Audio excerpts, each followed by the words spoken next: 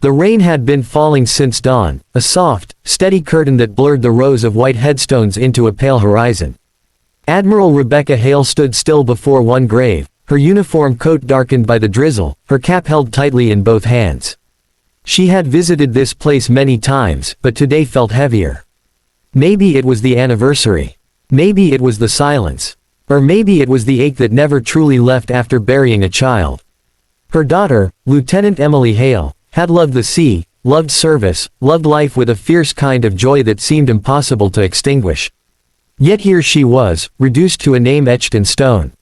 Rebecca knelt slowly, brushing away wet leaves, her lips trembling as she whispered words she had said 100 times before.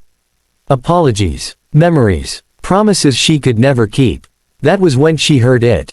A child's quiet sob. Rebecca stiffened. This section of the cemetery was usually empty at this hour.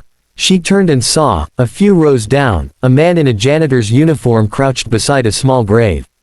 His shoulders shook as he held a little girl close to his chest. The child clutched a wilted bouquet, her face buried in his jacket as he rocked her gently. The man's face was streaked with tears, unashamed, raw, and utterly broken. Rebecca hesitated. Years of command had taught her not to intrude, but grief recognized grief. She walked closer, her polished shoes sinking slightly into the wet grass. "I'm sorry," she said softly, her voice barely louder than the rain. "I didn't mean to interrupt." The man looked up, startled.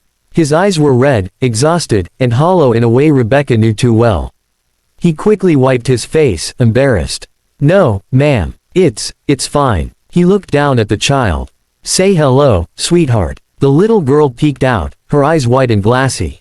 "Hi," she whispered. "I'm Rebecca," the Admiral said gently, kneeling so she was level with them. "That's a beautiful bouquet. It's for Mommy," the girl said, tightening her grip. The words landed like a weight on Rebecca's chest. She nodded slowly. "Your mommy must have been very special." "She was," the man said, his voice breaking. "She worked here, took care of the grounds. Died last year. Got sick real fast." He swallowed hard. "I clean the buildings now. Thought it'd help us feel closer to her." Rebecca glanced at the small headstone. A name, a date, a life cut short. Different details, same ending. "My daughter is here too," Rebecca said, gesturing behind her. "She was Navy. Like me." The man's eyes widened slightly as he noticed the insignia on her coat. "I'm sorry, ma'am. I didn't know." "You didn't need to," she replied. "Loss doesn't care about rank." The child shifted in his arms. "Daddy cries a lot," she said matter-of-factly. "But he still makes pancakes."